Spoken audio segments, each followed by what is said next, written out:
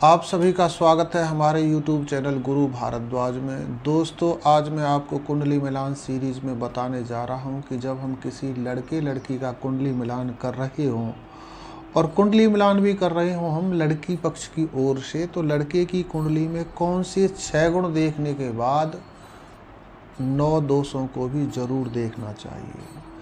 क्योंकि किसी के पास खूब गुण हैं परंतु उन गुणों के साथ भी उसमें कोई भयावह दोष है, तो कई बार दोष इस स्तर का होता है कि उस दोष के साथ हम उसके गुणों को भी स्वीकार नहीं कर सकते। तो हमारी जो भारतीय वैदिक ज्योतिष है वो लड़के के कौन से 9 दोषों को देखने का हमको निर्देश देती है। सर्वप्रथम आपको ये समझ लेना चाहिए, वो दोष हैं, सबसे पहले अल्पायु दोष तो नहीं है लड़के की कुंडली में, यह देख लेना चाहिए। दूसरे नंबर पर लड़का रोगी तो नहीं होगा। तीसरे नंबर पर लड़का नपुंसक तो नहीं होगा। और चौथे नंबर पर लड़का व्यभिचारी तो नहीं होगा। और 5वें नंबर पर लड़का दरिद्री यानी भाग्यहीन तो नहीं होगा। 6वें नंबर पर लड़के की कुंडली में संतानहीनता दोष को भी देख लेना चाहिए। कहीं लड़के की कुंडली में ऐसे ग्रह तो नहीं है जिनकी वजह से उसको संतान का सुख नहीं मिलेगा, क्योंकि गृहस्थ जीवन का मुख्य उद्देश्य संतान प्राप्ति वंश वृद्धि ही है। तो इसलिए संतानहीनता दोष को भी देख लेना चाहिए। और 7वें नंबर पर देख लेना चाहिए कि लड़के की कुंडली में सन्यासी वैरागी होने का योग तो नहीं है। यद्यपि ये आत्म उत्कर्ष की दृष्टिकोण से बहुत अच्छा योग है, परंतु गृहस्थ जीवन में ये बिल्कुल भी स्वीकार नहीं है, उसके साथ इसका कोई समन्वय नहीं है। इसलिए यह भी जरूर देख लेना चाहिए कि लड़के की कुंडली में सन्यासी होने का योग तो नहीं है। और देख लेना चाहिए लड़के की कुंडली में 8वें नंबर पर विधुर योग तो नहीं है। विधुर योग का मतलब होता है जिस व्यक्ति की पत्नी मर जाती है। यदि विधुर दोष है तब भी कुंडली को अनमैच्ड ही समझना चाहिए। और उसके साथ में 9वें नंबर पर देख लेना चाहिए लड़के की कुंडली में कि बहु विवाह योग तो नहीं है, यानी एक से ज़्यादा विवाह होने का योग तो नहीं है इस कुंडली में। इन 9 दोषों को भली भांति देख लेना चाहिए। इन 9 दोषों में कुछ दोष तो वो हैं जो गुण ना होने के कारण बन जाते हैं, यानी जो मैंने आपको पिछले वीडियोज़ में 6 गुण बताए लड़के के देखने के लिए, जैसे सर्वप्रथम उसका स्वास्थ्य, शिक्षा, चरित्र और भाग्य, संतान और दीर्घ आयु। ये जो 6 गुण आपको देखने के लिए बताए, ये गुण इसी प्रकार हैं जैसे सूर्य ना होने पर अंधकार बन जाता, वैसे ही यदि ये गुण नहीं होंगे किसी की कुंडली में तो वो दोष कहलाते हैं। जैसे 6वें नंबर पर आपको बताया कि लड़के का दीर्घ आयु योग देख लेना चाहिए गुण के रूप में। यदि किसी लड़के की दीर्घ आयु नहीं है तो इसका मतलब वो अल्पायु है। यहाँ पर दीर्घ आयु का विलोम शब्द अल्पायु बन जाता है। उसी प्रकार से स्वास्थ्य का विलोम शब्द बन जाता है रोगी, जिसका स्वास्थ्य अच्छा नहीं है वो रोगी है।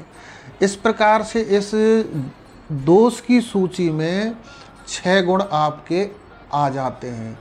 इसमें जो नई चीज़ है दोष के रूप में वो देखने वाली होती है कि लड़के की कुंडली में नपुंसकता दोष, सन्यासी होने का दोष, विधुर होने का दोष और बहुविवाह दोष तो नहीं है। इन 4 चीज़ों के बारे में मैं आपको विस्तार से बताऊंगा। 6 चीज़ों को आप पिछले गुण की सूची से ही समझ सकते हैं। तो जो नपुंसकता है इसके बारे में आपको ज़्यादा बताने की आवश्यकता नहीं है कि गृहस्थ जीवन में नपुंसकता का कोई स्थान नहीं है, क्योंकि मूल रूप से जो गृहस्थ जीवन है, दाम्पत्य जीवन है, इसका मुख्य केंद्र बिंदु है वो यौन सुख है। यौन सुख से गृहस्थ जीवन का प्रारंभ होता है। उसके बाद बहुत सारी आवश्यकताएं गृहस्थ जीवन में होती हैं, परंतु प्रारंभ यहाँ से होता है। ये केंद्र बिंदु है गृहस्थ जीवन का यौन सुख। और यौन सुख व्यक्ति वो ही ले सकता है जिसके अंदर पुरुषत्व हो, नपुंसकता ना हो। तो नपुंसकता को कभी भी कुंडली में इग्नोर नहीं करना चाहिए। लड़के की कुंडली में नपुंसकता को हम कैसे देखें, इस पर विचार करते हैं तो आपकी समझ में आएगा कि जो यौन सुख देने वाला ग्रह है वो है शुक्र। सर्वप्रथम आपको कुंडली में शुक्र को देखना चाहिए। शुक्र की स्थिति क्या है, शुक्र कहीं नीच राशि पर तो नहीं बैठा, पाप ग्रह के साथ तो नहीं बैठा, अस्त तो नहीं होकर बैठा, और किसी नपुंसक ग्रह की उस पर दृष्टि तो नहीं है, ये भी जरूर देख लेना चाहिए। कहीं शुक्र उसका अष्टम भाव में शनि के साथ तो नहीं बैठा है। यदि अष्टम भाव में शनि के साथ बैठा होगा तो उसके जो काम सुख की अभिलाषा को वो समाप्त कर देगा, यानी शुक्र को वो जीरो कर देगा। शुक्र यानी यौन सुख की शक्ति। तो इसलिए शुक्र को सर्वप्रथम देखना चाहिए और उसके बाद देखना चाहिए सप्तम भाव को, क्योंकि हमारे शरीर में सप्तम भाव हमारी जननेंद्रियों का है, हमारे यौन स्थान का है, हमारे गुप्त अंग प्राइवेट पार्ट्स का जो हमारा भाव है वो सप्तम भाव है।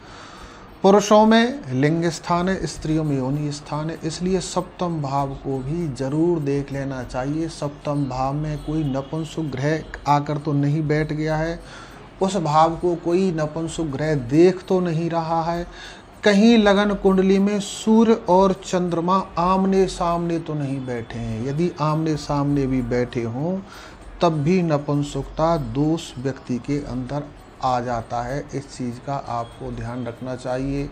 और ध्यान रखना चाहिए आपको अष्टक वर्ग कुंडली में सप्तम भाव की राशि को कितने अंक मिले हैं। सप्तम भाव को यदि कम अंक मिलते हैं, 20 से कम अंक मिल रहे हैं, तो इसको एक दोष समझ लेना चाहिए, संकेत समझ लेना चाहिए नपुंसकता का।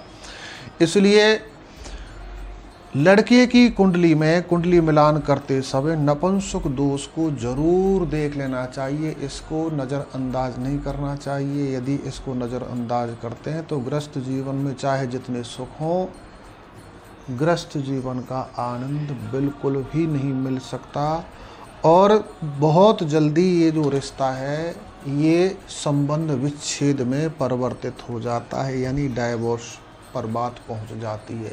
इसलिए एक समझदार एस्ट्रोलॉजर को बड़ी बारीकी से कुंडली का निरीक्षण करते हुए इस चीज़ को जरूर देखना चाहिए। तो दोस्तों, यदि आप एक प्रोफेशनल एस्ट्रोलॉजर हैं या एस्ट्रोलॉजी के बिगिनर हैं, ज्योतिष सीखने में आपकी रुचि है, तो फिर ये जो चैनल आप जिस पर आए हैं ये बहुत महत्वपूर्ण है आपके लिए। इस चैनल पर बने रहिएगा। यदि आपने अभी तक इस चैनल को सब्सक्राइब नहीं किया तो इसको सब्सक्राइब भी कर लें, क्योंकि हम इस पर आपके लिए ज्योतिष का ज्ञान बढ़ाने वाले वीडियोज़ लेकर आते रहते हैं।